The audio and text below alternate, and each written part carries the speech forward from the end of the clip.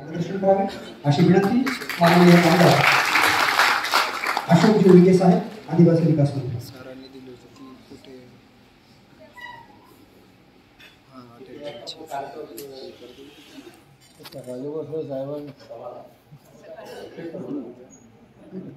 थकले का तुम्ही? नाही ना, एक दोन आपण ऊर्जा निर्माण करू आणि मग ज्या उद्दिष्ट हेतू जो आहे तो त्या अनुषंगाने आपण चर्चा करतो. एकत्र कसं एकालाही बरं वाटतं, कारण शिक्षण क्षेत्रामध्ये अनेक वर्ष अध्ययन आणि अध्यापनाचं काम केलं असल्यामुळे समोर पाहिल्यानंतर आपलं लक्ष येते का तुम्ही काय करतो, त्यामुळे आपण सहकार्य करावं अशी अपेक्षा. दोन्ही हात वर करून मला थोडं सहकार्य करावं. भारत माता की जय, भारत माता की जय. आपल्या महाराष्ट्राला आणि या विद्यापीठाला काहीतरी पाहिजे ना. मग देवेंद्रजीला आवाज गेला पाहिजे का नाही? देवेंद्र फडणवीस साहेबांना, सीएम साहेबांना आवाज गेला पाहिजे का नाही? नरेंद्र मोदी साहेबांना आवाज गेला पाहिजे का नाही? पण ताकदीने आवाज झाला. भारत माता की जय, भारत माता की जय, वंदे मातरम, वंदे मातरम. आज अतिशय आनंदमय आणि उत्साहाचा कार्यक्रम निर्माण केला. ज्या विद्यापीठाला जे नाव दिलं, जे चालतं बोलतो विद्यापीठ होतं, ज्यांच्या नावानं त्यांचा सन्मान झाला, अशा आमच्या बहिणाबाईंना प्रथम मी स्मरण करतो, वंदन करतो, नतमस्तक होतो. ज्यांनी आदिवासी समाजासाठी, जनजातीसाठी अख्खं आयुष्य संघर्ष केला. आदिवासी समाजाला, जनजाती बांधवांना जल, जमीन आणि जंगलाची मुक्ती मिळवून देण्यासाठी संघर्षमय जीवनामधून आपलं स्वतःचं नाव, समाजाला दिशा, समाजाला योग्य दिशेने नेण्यासाठी ज्यांनी प्रयत्न केले, असे आमचे क्रांतीसूर्य बिरसा मुंडांच्या स्मृतीस मी वंदन करतो, नतमस्तक होतो. आज आपल्या या ठिकाणी चर्चासत्र आज आणि उद्या चालणार आहे. या चर्चासत्रामध्ये जनजाती समुदायाची अस्मिता आणि अस्तित्व आणि वारसाची जोपासना, एकीकडे पाहिला तो विषय अतिशय असं वाचल्यानंतर लक्षात येईल सोपा आहे.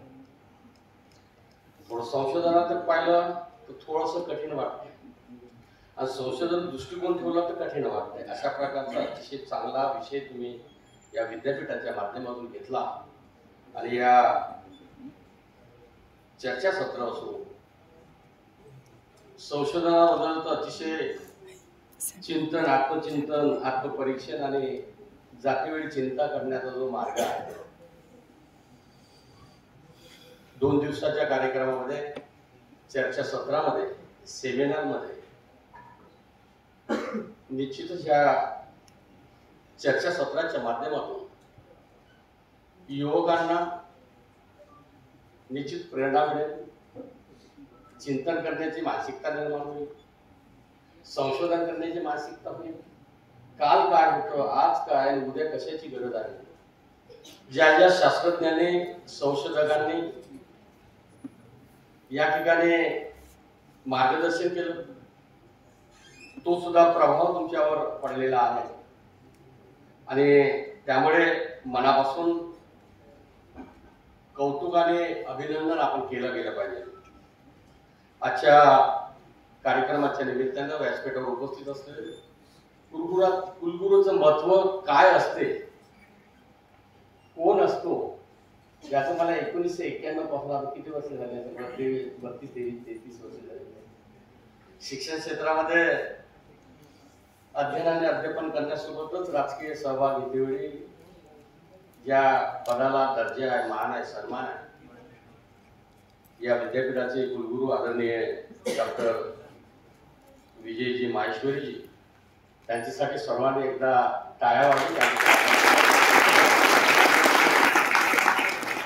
मोठं मन लागते वास्तविकता शोधण्यासाठी. आणि त्यामुळे आपण कोणाबद्दल विचार करतो, कोणासाठी विचार करतो, आपण कोणासाठी काय केल्या गेलं पाहिजे ही मानसिकता ठेवून या विद्यापीठामध्ये आपण काम करतोय. सर खरंच कुलगुरू साहेब, मला 1 महिन्यापूर्वी माहिती झाल्यानंतर आनंद झाला की मी विद्यापीठात जात आहे. विद्यापीठात जात एक वेगळा भाग माहिती झाला मला. ठीक आहे, विद्यापीठात जात आहे, मला आठवडे दिवस. पण इथं आल्यानंतर परिसरात पाहिल्यानंतर परिसराची रचना शिस्तबद्ध आणि हे जे सुसंस्कृत आणि विद्यार्थी घडवण्याचं जे माहेरघर विद्यापीठ आहे त्या विद्यापीठामध्ये अतिशय चांगलं वातावरण निर्माण केलं. आणि त्या विद्यापीठाअंतर्गत आमचा जनजाती बांधव